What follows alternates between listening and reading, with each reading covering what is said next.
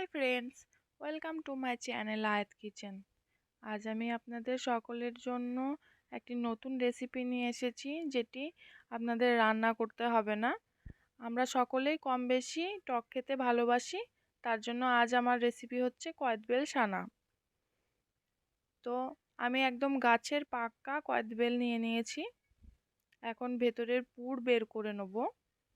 দেখুন আমি চামচের সাহায্যে কেমন পুর বের করে নিচ্ছি, আপনারাও চাইলে এইভাবেই বের করে নিতে পারেন। তো এইভাবে খুব ভালোভাবে চামচের সাহায্যে কুচিয়ে কুচিয়ে ভেতর থেকে পুরটি বের করে নিলাম।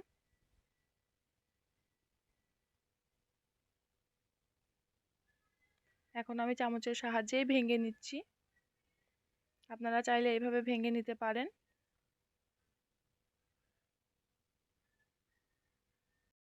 এইভাবে চামচের সাহায্যে কেটে কেটে নিলে ছানতে সুবিধা হবে। তো দেখুন আমি একটি মথুনের সাহায্যে ভালোভাবে ভেঙে নিলাম। এখন আমি দিয়ে দিলাম ধনে পাতা, এর সঙ্গে 4টে কাঁচা লঙ্কা। এগুলিকেও খুব ভালোভাবে থেতো করে নেব।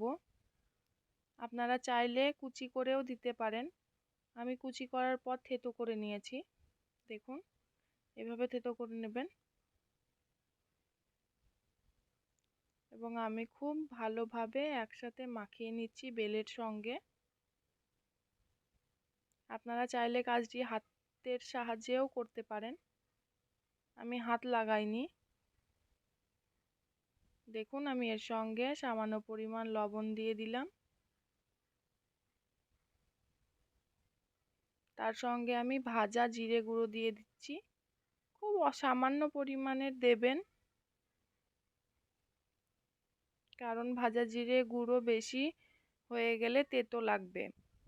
তো এর সঙ্গে আমি 2 চামচ পরিমাণ চিনি অ্যাড করেছি। এখন আমি খুব ভালোভাবে মেখে নেব।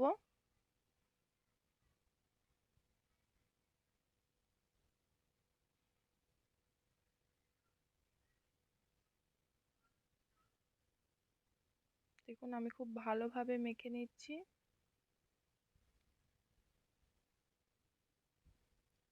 এইভাবে মেখে নেওয়ার পর 5 মিনিট আপনারা রেখে দেবেন, যাতে চিনি গলে যায়। দেখুন আমার মাখানো হয়ে গেছে। আপনারা চাইলে একটু বিট লবণও অ্যাড করতে পারেন। তো দেখুন আমি কুয়েত বেলের খোলার মধ্যেই পরিবেশন করছি। আপনারা চাইলে শুধুও খেতে পারেন, আবার ভাতের সঙ্গে খেতে তো অতুলনীয় লাগে। তো এইভাবেই তৈরি করে নেবেন কুয়েত বেল সানা। খুব সহজ রেসিপি, আপনারা ঘরে সহজেই তৈরি করে নিতে পারবেন। তো আপনাদের সকলকে অনেক অনেক অনেক ধন্যবাদ আমার এই রেসিপি দেখার জন্য। আপনারা সকলে আমার চ্যানেলটিকে সাবস্ক্রাইব করে রাখবেন, তাহলে এভাবেই আমি পৌঁছে দিতে পারবো আমার সকল রেসিপি। এত ভালোবাসা দেওয়ার জন্য অনেক অনেক অনেক ধন্যবাদ আপনাদের সকলকে। প্লিজ আপনারা অবশ্যই বাড়িতে ট্রাই করবেন আর টেস্ট করে বলবেন কেমন হয়েছে। Thank you for watching.